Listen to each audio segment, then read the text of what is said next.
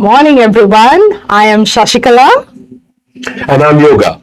And we are here to discuss everything about evaluation. Cheers.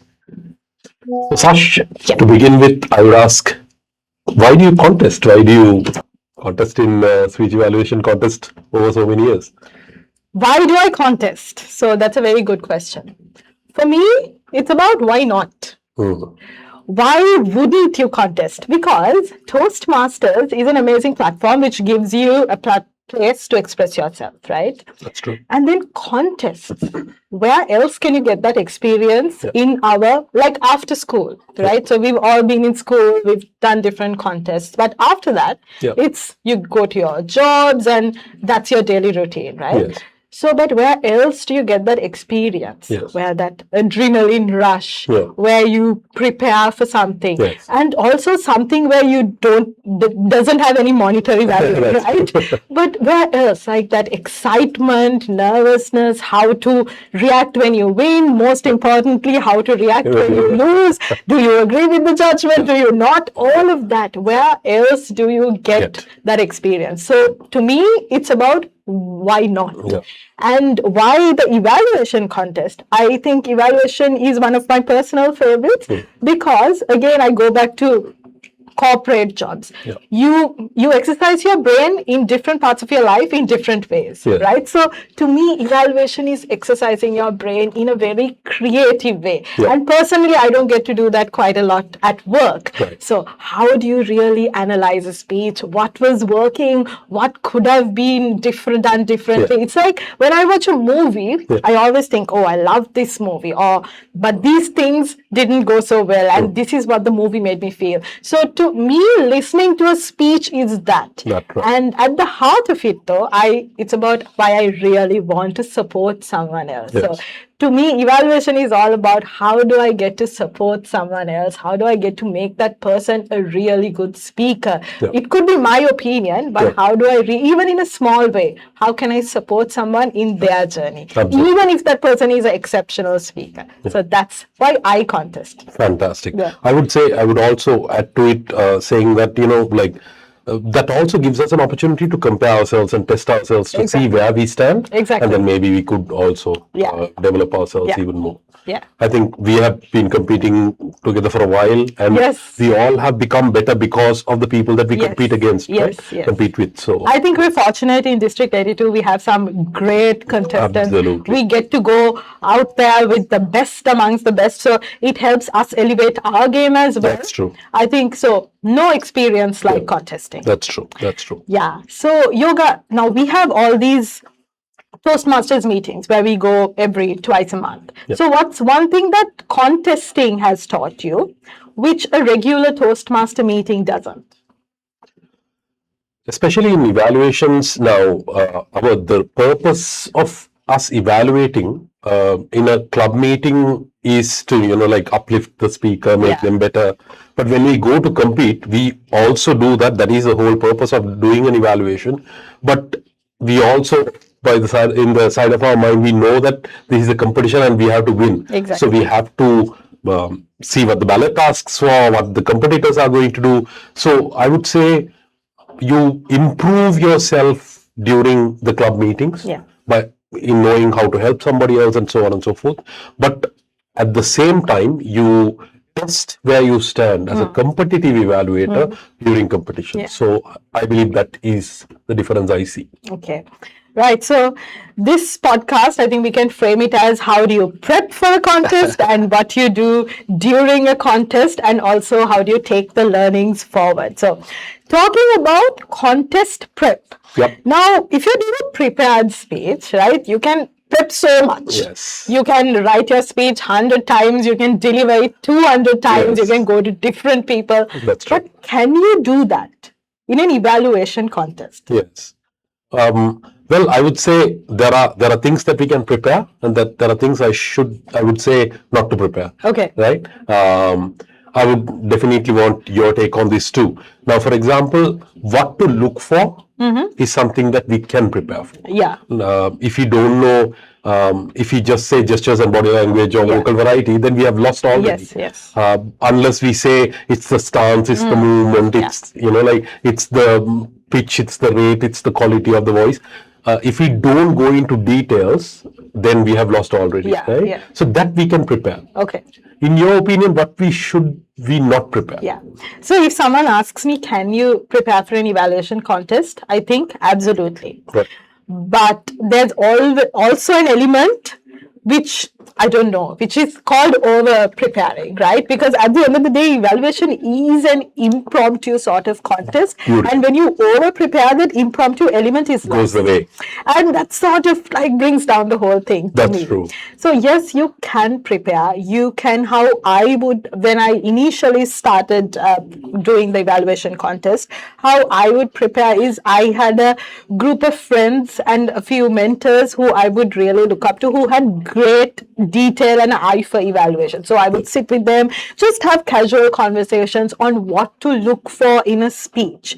And to contest yoga, I think you have to work hard. You have to put in the effort. There's no secret shortcut. Apart from, there's no shortcut to that, right? So then I realized that to evaluate someone and to give them an in-detailed analysis and evaluation, I need to know a lot more about public speaking overall. Absolutely. So then I did a lot of self-study. I just casually, nothing too serious. I would just listen to a speech closer to the contest, watch a few. By the way, YouTube can be your best friend, right? It's absolutely free. You have so many speeches to watch. So what I would do is just casually put 2 or 3 speeches, look at them, and then I wouldn't even go through an in-depth evaluation, but in my mind, I would make these, okay, this is what the speaker did well, this is what the speaker didn't, and that's how I prepared. So watching a lot of YouTube videos, reading a lot of material on public speaking,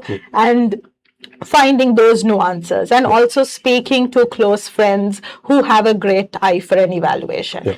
And also, I think the prep for evaluation doesn't start before a contest. The prep for evaluation starts with every evaluation you do at a club meeting, every evaluation you do at a speech craft or wherever. And all of those steps helps you prepare for an evaluation contest. That's true, yeah.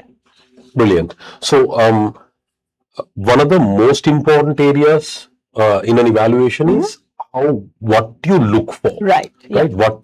How do you find positives or areas for improvement? So I would ask you, how do you create an eye to what to look for in an evaluation during a speech? So the simplest answer is, the more you train your mind in evaluation, the more easier it is to get. But having said that, I understand that it's not as easy as it sounds. So if you want to go beyond and look for things in a speech, because at the end of the day, a speech is 5 to 7 minutes. That's a very short period of time. And you only get 2 to 3 minutes in an evaluation. That's an even shorter period of time. So how do you really train your mind to look for nuances? And the most important thing is, you have to know about public speaking to evaluate about public speaking. So that's when all the prep comes in handy. You have to read a lot of material beyond what you hear at regular club meetings, beyond body language, beyond vocal variation. You have to read a lot more, listen to speeches, listen to podcasts about public speaking. There's a ton of material out there. So you have to do all of that, and when you know better, you can evaluate better. So that's how I would train how to look. And also, but at the same time, there's a lot of impromptuness that comes. So it's about how you feel at the speech. So let's say, for example, you listen to a speech and you're talking about vocal variation, right? But it's one thing to come and say, okay, the speaker needs to improve vocal variation. Yes. But what does it really mean when you say improve vocal variation? Vocal variation itself is a very broad subject. So why don't you go back and research on vocal variation, different techniques, different types. Then when you're on stage, you can say, yes, the speaker needs to improve vocal variation, but what exactly? Is it the voice? Is it the rate of the speech? Is it the tone? All of these nuances, then you can bring into your evaluation and present it with a lot of clarity when you have trained yourself for that. Brilliant. So to add to that, what I'll also say is we were blessed to start with the Competent Communicator Manual, not Pathway.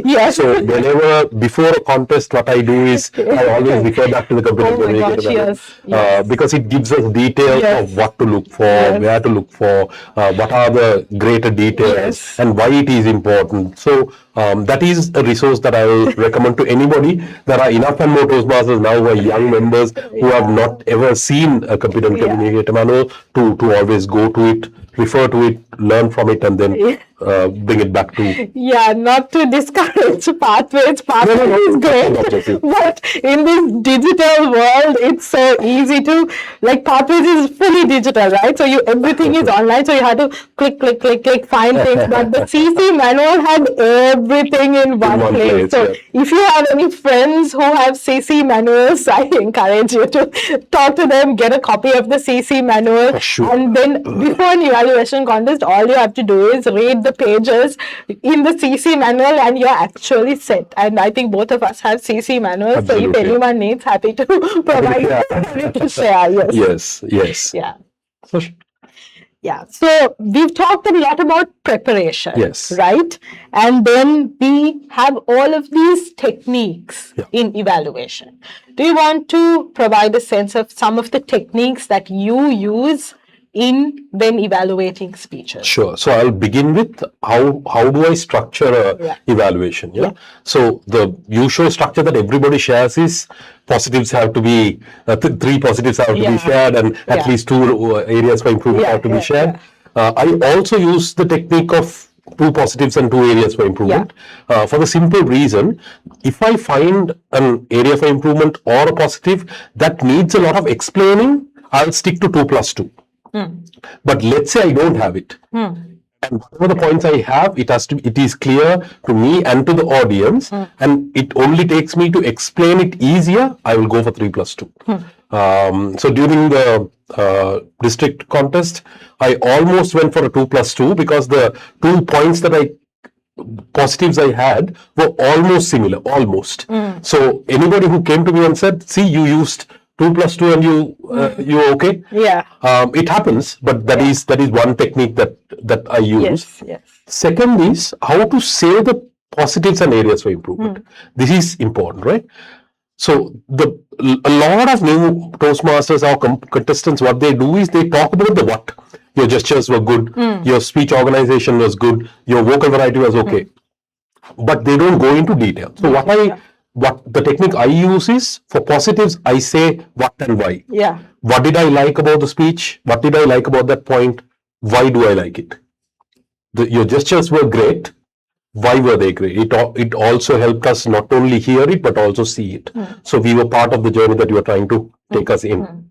So area for improvement, I use what, why, and how. I say, what is the problem? Why is it a problem?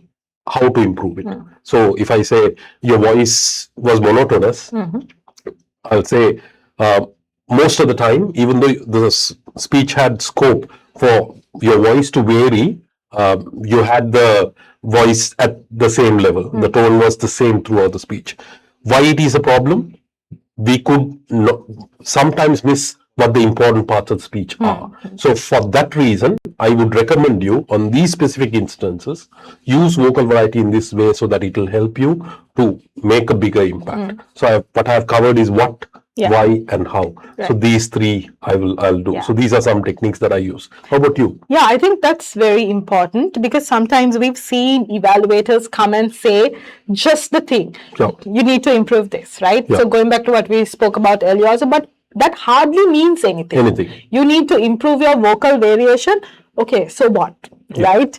So how can I improve my vocal variation? And if you can, to the best of your ability, demonstrate it on stage. Nothing like an evaluator demonstrating something on stage. So that backs the evaluator's point as well. So you're saying the point and you're also saying how it can be done differently. So that's a solid package of the point plus an example of how you can do it differently. Absolutely. And then while you're doing it differently, what makes that speech better? Like exactly like you said, if you spoke too much and you did it differently, it would make the speech better because the audience can hear it more clearly. So that can be a very simple example, but really adding that explanation to the point adds a lot of value. And if you look at the ballot sheet also, the explanation also carries a significant portion as opposed to saying just the value. I'll add a little more to it. So when we said what, why, how, some people might think the most important aspect when we do an evaluation is to speak about the what. What is the problem or what is the strength? Right. But I always invest time, if it's a positive, on why, the explanation of why it is a strength. And I also spend a lot of time explaining how to improve it if it's an area for improvement. So instead of speaking a lot on the what, right, it's easier because audience have also seen the speech, so they are also knowing. So how you stand out is by explaining the why or the how. And then also on this 2-3, 3-2, right? So it's a standard way to have 3 positives and 2 rec points of improvement. Now, while this works, I must say it works. So by all means, do follow it because it works. But that doesn't mean every speech can fit that, right? Because that defeats the whole purpose of evaluation. And then you're just playing for the gallery or playing to win, while you do contest to win, right? You don't put effort just to lose, you contest to win. But at the same time, especially in evaluation, I feel like the heart of it should be that you would like to support the speaker. And when you have that heart and when you have that thing very clear in your mind, it's very easy for you to deliver a good evaluation. So you come on stage with that mindset, I want to support the speaker, whoever that speaker may be. I may know the person, I may not know the person, brand new person, veteran. But at the core of it, I just want to support the speaker. That's true. And in doing so, if I do deliver a good evaluation, I might win. So when you have that, it's very easy to deliver excellent evaluation. And also when you have that, you might not always think about going 3-2 or so. And then because it will really depend on the speech. I have personally done some evaluations where I haven't given more positives than more points of improvement. And there is this widespread notion saying your positives should always you should always at least have 1 positive than 1 point of improvement. So I have personally done the other way around depending on the speech, and fortunately it has worked. So I can't guarantee that it will work, but I think if you really think about supporting someone and if that person has more improvement points than positives, it could work. So you don't really need to fit to this frame. And speaking I'll add something to it.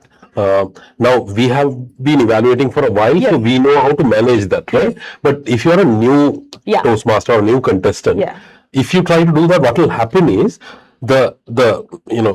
if you follow it blindly or without knowing it in detail, what will happen is you risk going against the ballot, because the ballot on the recommendation side, it says specific, motivational, supportive.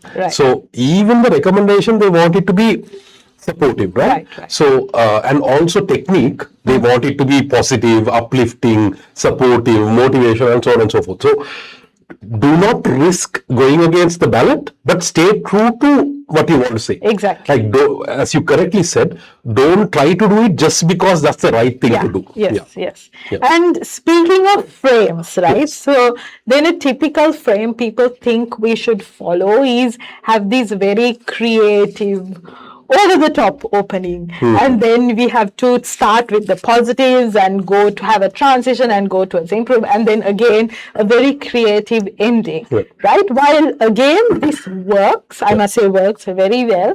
What is your opinion on that? Yes. So anything we do, if we prioritize how we look, how people hear us, how whether I'm showing my evaluation muscles, we will fail. Because as you repeatedly correctly pointed out, the objective of why we evaluate, whether at a club meeting or a contest, is to uplift the other person, to make the other person better. Exactly. So not to show off, right? So not to say that, oh, look at us, we are great evaluators. It doesn't work that way. So so what I would say is stick to the basics. You know, stick to why you evaluate, and go with the purpose of trying to uplift them, and that's that. And I think having a very nice ending is the icing on the cake, right? So the icing does always make the cake taste better. Sure. And opening on the openings, you know, at times we have extremely prepared opening and conclusion. So I will tell you, I was somebody who had this. My conclusion maybe about 5 years ago was, this is what I did every contest, club, area, division. I used to say, you are somebody who is a great speaker, you will drive off with all the trophies. One day you could even reach the pinnacle of all the competition and become the world champion. Till such time, I wish you the best. Every single contest. Right? It's boring. It says that you're prepared, and it doesn't add any value. I have to agree with you. Yes. Right? So we all have made mistakes and learned from it. Right? So what I would say is skip the prepared opening and closings and transition.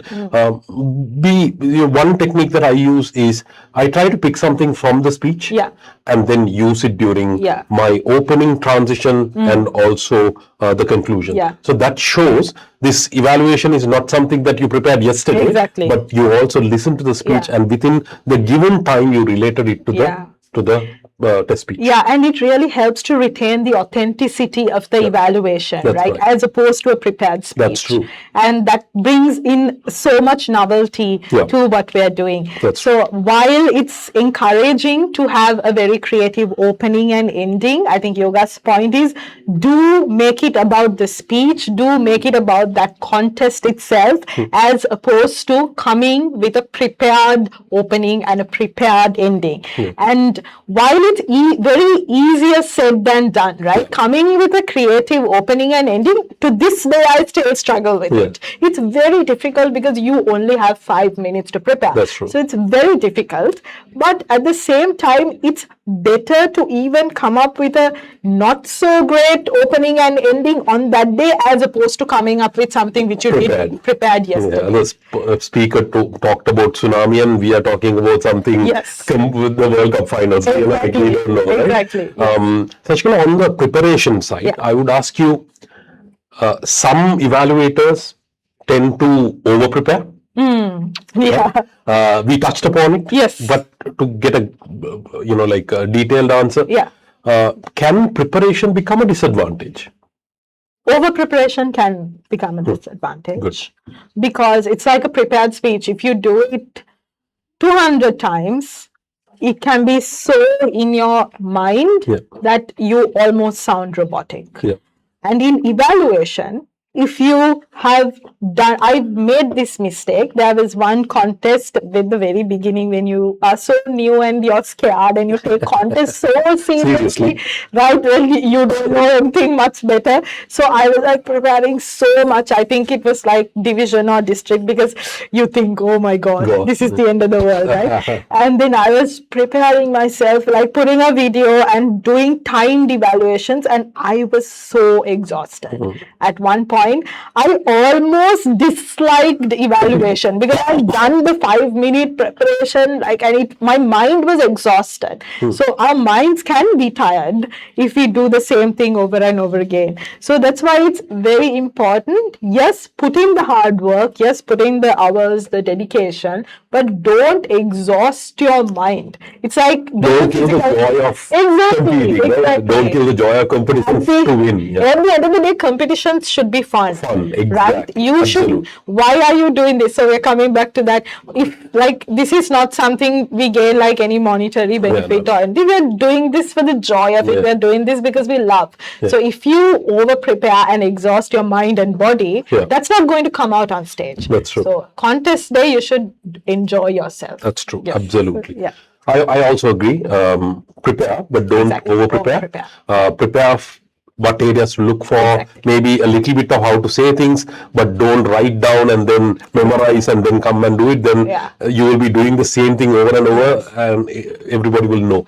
So that actually becomes a disadvantage. So coming back to evaluating yoga, now we have seen evaluators who give very flamboyant and very like overly lovely comments, right? And then at one point you're like, that speech wasn't as great. And are you really helping the speaker by doing that?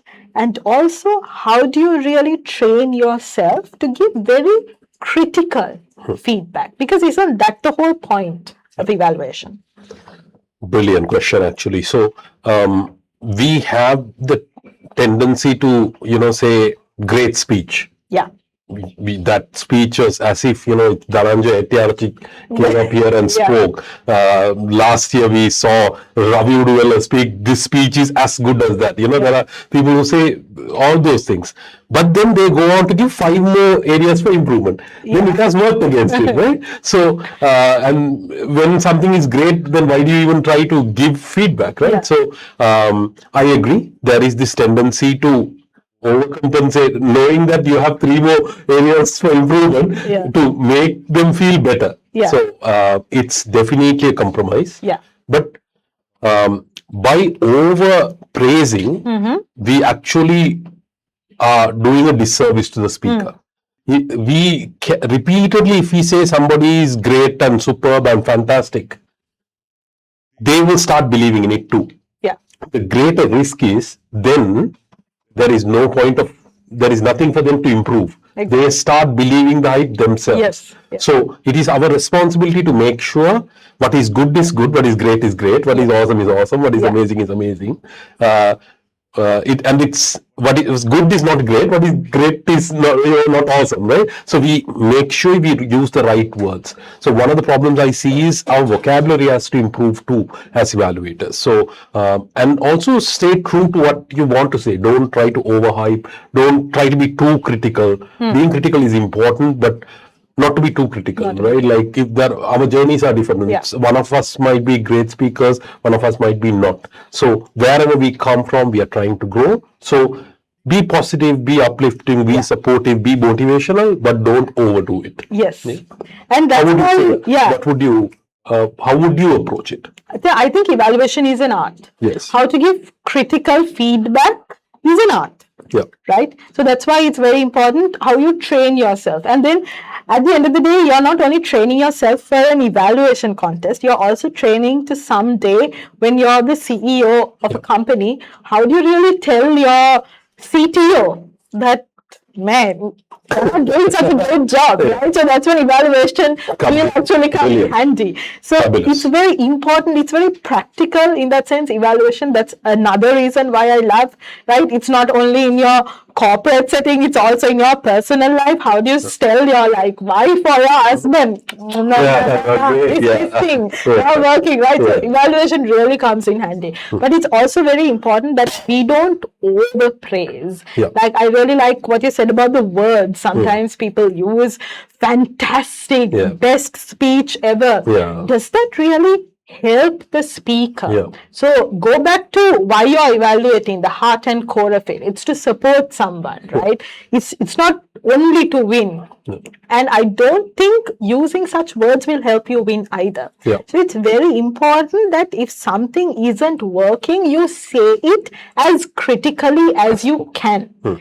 but there's a balance where you don't come off as rude and arrogant. But the point that needs to be said. That's it. Very critically. So that's why it's also recommendations, right? Even if your recommendations are also like, but there's a small thing, just one thing, like everything about you is fantastic, but that's not going to happen. So be critical and don't be afraid to be critical. That's how I would say it. That's fantastic. So, so we have now we've spoken about preparation.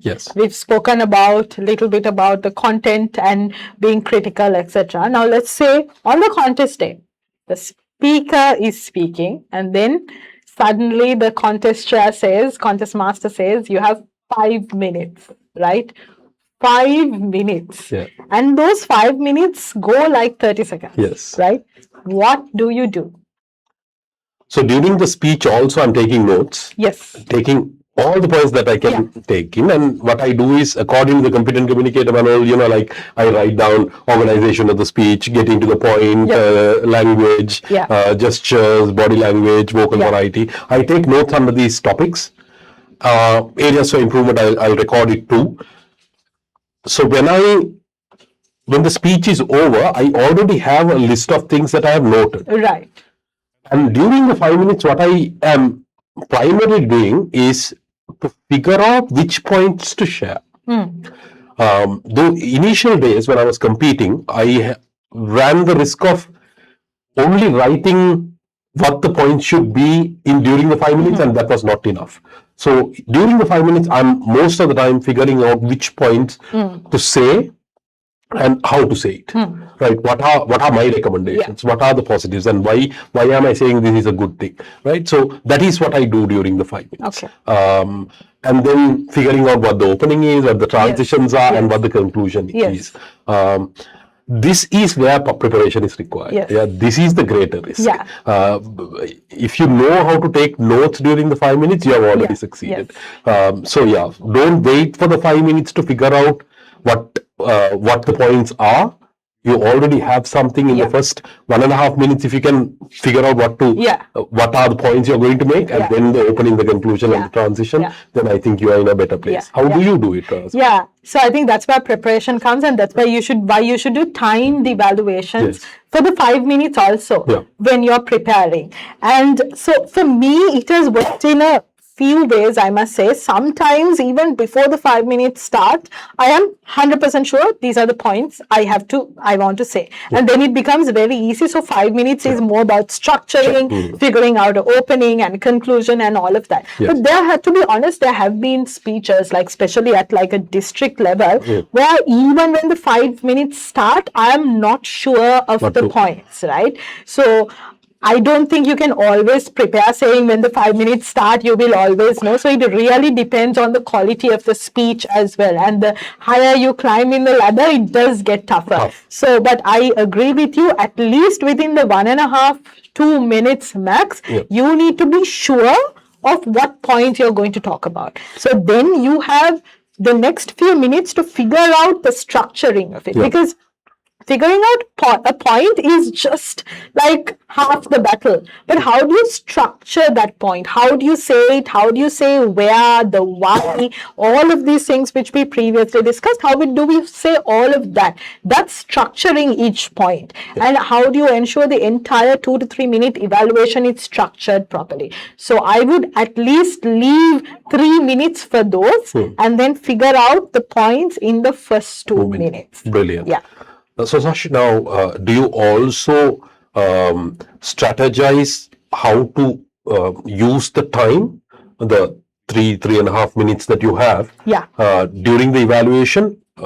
At what time should the green card be up, and do you micro strategize like that? Yes, I do. But that also depends on the number of positives I have and the number of recommendations I have. But having said that, I typically would not use more than 15 to 20 seconds max for the opening, and then I would straight away jump into because opening also means that addressing the contest master, addressing the audience, and all of those need to be baked into the opening as well. So maximum about 20 seconds, and I would straight away jump into the points. Right. And then if I would do at least 3 points, positive. I would say, could be positives, could be recommendation, but at least 3 points before the green card comes, right, or as and when the green card comes. And then there's so because the thing is with evaluation, between the green and the yellow, you only have 30 seconds. That's right. And the yellow and the red, you only have another 30 seconds. It's not like a prepared speech where you have 1 minute between it. So those 30 seconds just go by. Yeah. And we are so used to the prepared speech timeline, so sometimes we can get a bit nervous. Correct. So absolutely, that's how I would structure it. And then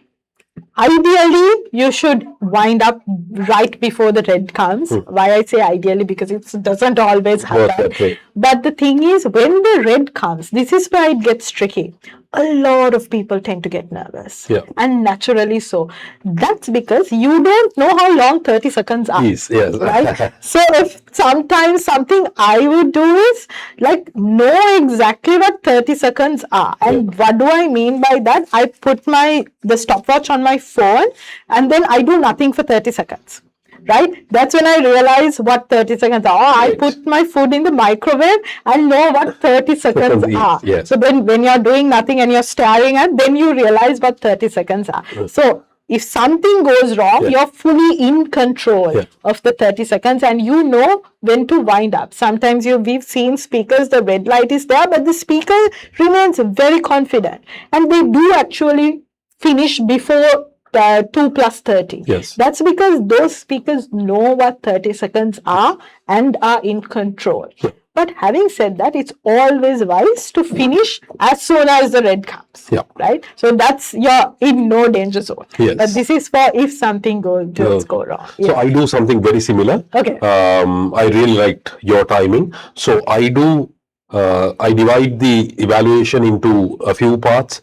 First is the opening, the transition in between the positives and the areas for improvement, and also the conclusion. So the positive opening I take about 15 seconds, transition I take 15 seconds, and conclusion I take 30 seconds. For each positive, most of the time I'm using 3 or 2 positives depending on the speech and the points that I have. 20 seconds each per point. And then for areas for improvement, I use 30 seconds per point. So by 3 minutes, we are done, and then the conclusion. That's that. And I also saw, I also heard what you said about knowing 30 seconds. I do something similar. I also put the stopwatch and I speak, and then I stop when I think the 30 seconds is. Initially it was 40, 45, 35, whatever, and then slowly it became 20, 25, right in the border. But we always recommend don't go wait till the last minute, last second. So come much before it, conclude much before it. So we've discussed about preparation, we've spoken about what to do during the contest, the 5 minutes and all of that. And the final part of this is like you coming and delivering an evaluation on stage. So we touched upon that also in terms of timing a little bit. Now let's say you're at the contest, district finals, right? Your name is announced, right? Yogendraprasath, contestant number, hopefully 3 or 4, right? Okay. And then your name is announced. What happens? What do you do? What I have realized, Sashi, is now judges and the audience start noticing you as soon as you come to the place where you do the mic check. Okay. Right? And some people have said, you are just looking at the looking on the floor, looking at the ceiling, looking at the people. It as if you are not serious enough, right? You don't show the seriousness of the contest. So what I have realized is, people see us much earlier. So to control and manage that, like I'm just breathing and I'm smiling and all of that, and I'm recalling the opening. So when my name is announced, I anyway use the notes. So I'll take the notes to my hand. I know what the opening is, which I have prepared. I go do that and then go for the first point. I also say to myself while standing doing the mic check, everything is going to be perfect. Because our mind is saying, oh my God, so many audience looking at you, would you do great, so much pressure, how many times have you done this now, maybe time to win it now, whatever, right, what if we don't win it this year, right, all the pressure in the world. So what I'm saying to myself is I just calm myself. I use two techniques. One is to say everything is going to be okay, or two, do something completely random. I start speaking to the person who is doing the mic check with me, right? So before the mic, of course, is on. So it takes the pressure off of me at that moment. It helps. And then go to stage. Opening is prepared. That's what I do. Let's say now, if you don't use notes, you have a disadvantage. Right? I have seen you not use notes at times, most of the times. So how do you manage that? Actually, I use notes. Okay, you use. Yes, okay. I use notes. At the beginning, I didn't use notes because I had this notion because of what people said and because of what I've seen. When you don't use notes, that person is like the great right? But I think it comes with some experience and maybe maturity. I have completely let go of that notion and I use notes.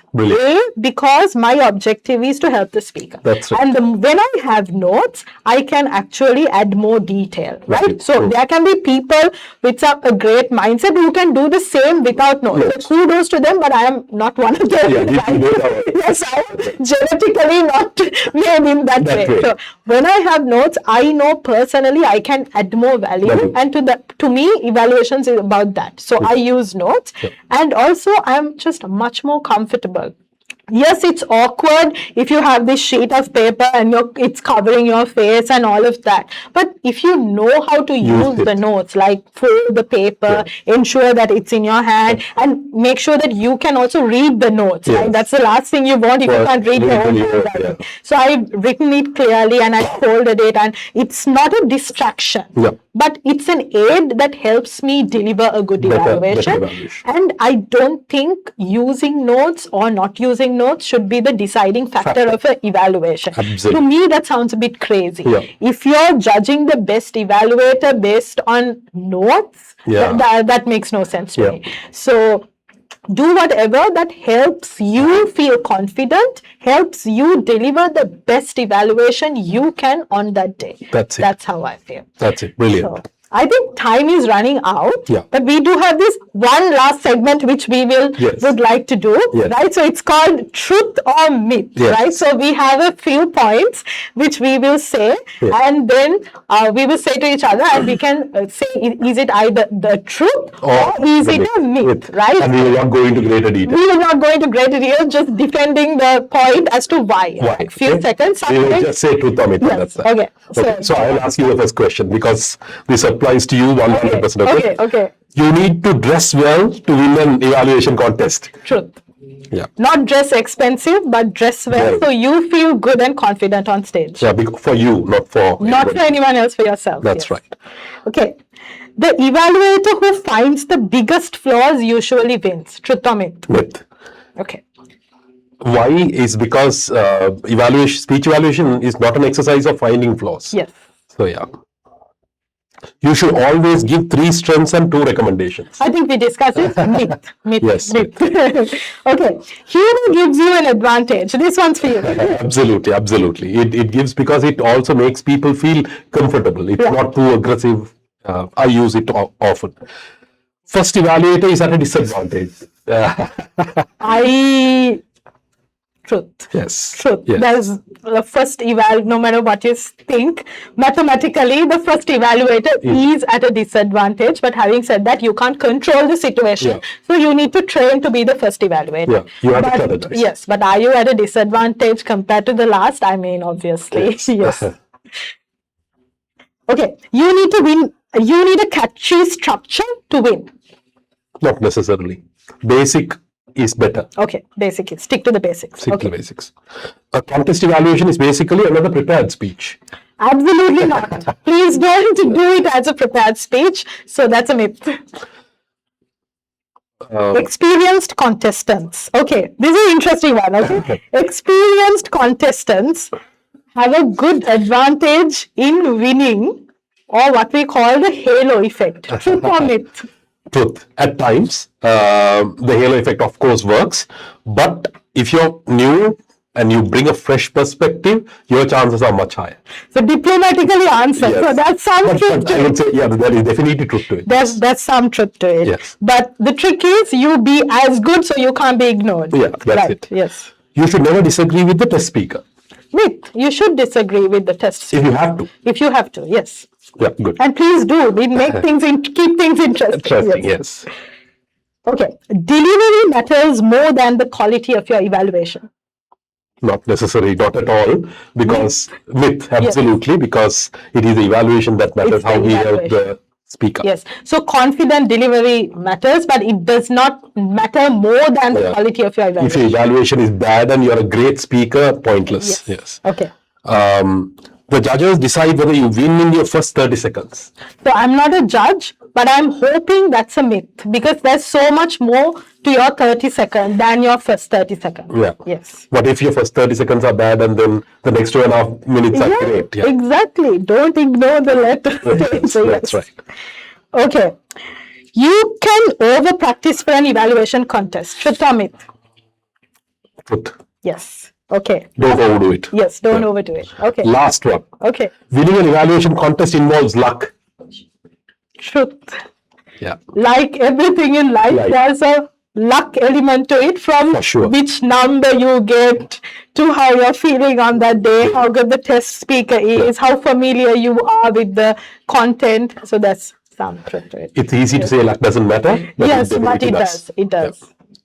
Okay. So that's it, I believe. Now we will open the questions. Do we have any audience questions? And our lovely tech team is... Yeah. Hello, hi. Hi, I'm Teja. I'm a contestant for the evaluation contest last season. Now, my question is this, like, I've been watching some videos online about contests, and one point that I find is when you're delivering evaluation contests for a large audience, to keep the evaluation to the audience instead of just the speaker. So, like, instead of mentioning the speaker's name, just mention him as a third party. What's the thought of that? I'll go, Rash. Yes, I would say make it personal. I will never treat my whole purpose of evaluating, forget about the contest for a moment, is to make the speaker better. If I don't even want to address the person, and if I make the evaluation about everybody else, then I don't think I do justice to the role. So for that reason, I would say speak to the test speaker. And then, of course, you can include everybody else, but primary focus has to be the test speaker. Tash, what do you think? Yes, I agree, 100%. Any other questions? Hi everyone. I'm Kaushalla from the Toastmaster Club. I'm audible to you? Yes. Yeah, perfect. Yeah, thank you so much. So, as you said, you usually give it 2+2 to possibly very few to constructive feedback. So, how do you end the evaluation stage? Because some of them might say you have to summarize all of them, like 3 to constructive practice, you have to summarize that. So, are we really going to summarize these things, or can we end it different perspectives? I think we forgot to talk about the summary. So thank you very much for reminding this. Excellent question. You can. Yeah. So what I would say is your summary is as important as everything else that you do. It's easy to say you could improve gestures, body language, vocal variety, and research. And the areas for improvement are your content and your motivation, humor. But how creatively do you say it? For example, this time, one of the speeches that I evaluated, the speech was about whether my parents are proud of me. I don't know whether my mother is proud of me. And the way I concluded it is, I said, you made 800 of us applause and enjoy your speech, we are proud of you. I'm sure it's just a matter of time that your parents are proud of you too. So that is to say that to uplift the speaker, make them feel better, and also relate to the topic itself. So be creative in the ways you say it. You don't restrict yourself to just say whatever you have already said and repeat it. No, this is not an exercise of repetition, but also be a place where you can be creative. And I'll just add, we didn't say 2 plus 2, or we didn't say 3 plus 2. What we said is decided based on the circumstance. Yeah. Like there is no cookie cutter evaluation technique. You decide as an evaluator what is the best technique to use to support the speaker. Correct. Yeah. Correct. Yeah. Something you should not do in the summary, like Yoga said, is repeat everything you've said before. So summary is simply, these are your positives. These are the things you should improve. Just the points. No explanation. Just the point. But, like just the points. Yeah. That's that. Any other questions? I think we have a few on the chat as well. Okay. Maybe we'll go to one in the chat. Okay. Could you please tell me how an opening should be?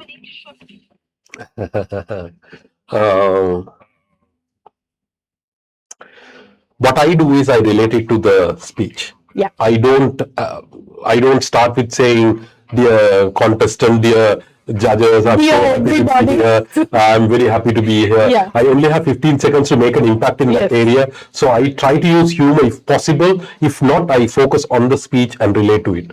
So one of the speeches I heard, this speaker spoke of how his shoe was torn and how the brother and the father are rugby players and they perform haka at home. So I said, what kind of family did you grow up in, man? I feel for you, right? And then, so everybody laughed. Okay. And then that gave me a chance to, relate to them and then go a different route than everybody else. So I knew everybody was going to have a very serious opening. So I strategized to have something else. Yeah. So that is one way. Second way is say something about your opinion about the speech itself. Right, like what was your thought? Was it valuable to you? Maybe say that. Yeah. Right, so that is what I do. Okay. What do you do? Yeah, I think it's very important that we stick to time with the opening, right? 15 to 20 seconds max. That's how I believe it's worked for us. Yeah. And the opening also involves addressing the contest master, just acknowledging the audience, and also the speaker, most importantly the speaker itself. So those will also take a few seconds. That's true. So you can't be addressing the contest master, to the judges, to that one and this one in the audience, right? Yeah. So we keep it very prompt. The contest master, I think, is needed as per protocol, and the speaker. So you can acknowledge the audience too, but the speaker is also very, very important, in my opinion, because you're giving the evaluation to the speaker at the end of the day. And also have something small from the speech itself. Yeah. So just pick something small from the speech itself and then start your evaluation. Nice. Any other questions we have from the audience? Or have we spoken for so long that nobody... Okay, I think the red card is up as well. And the tech team is saying you get out now. Yeah. Immediately. Yes. Okay, so I'm trying to see if we have more. Okay.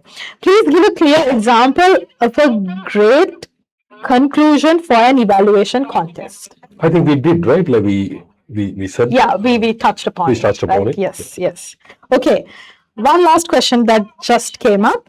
How professional should you be in an evaluation? Like, what is the plan? Dance around, is it? Like, you be yourself. You don't try to be anybody other than who you are. Yeah. Like, if you're funny, be funny. If you're professional, you be professional. If you want, so whoever you are is, people know who you already. If you try to be anybody else, now there are times when we have seen people speak in a different accent all of a sudden, right? And then it doesn't work. Why? Because we know the person, right?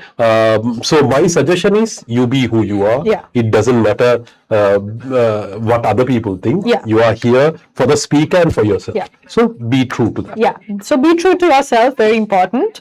And I also think at the end of of the day, it's a contest. It's held in a professional setting. It's done professionally. So you should be professional. So it matters from how you dress to how you look to, not to say you should be extravagant, but just simple, basic professionalism, I think is needed. And don't take it extra casually just because it's an evaluation. Treat it like a prepared speech and how you remain professional. That's how I would say.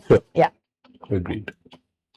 Okay, I think that's about it. Fabulous. Okay, right. Excellent. Thank you. Thanks a lot, everyone. Thank you very much. Wish you all the very best. Do well in the contest. Yes, everyone, all the best for the upcoming evaluation contest season.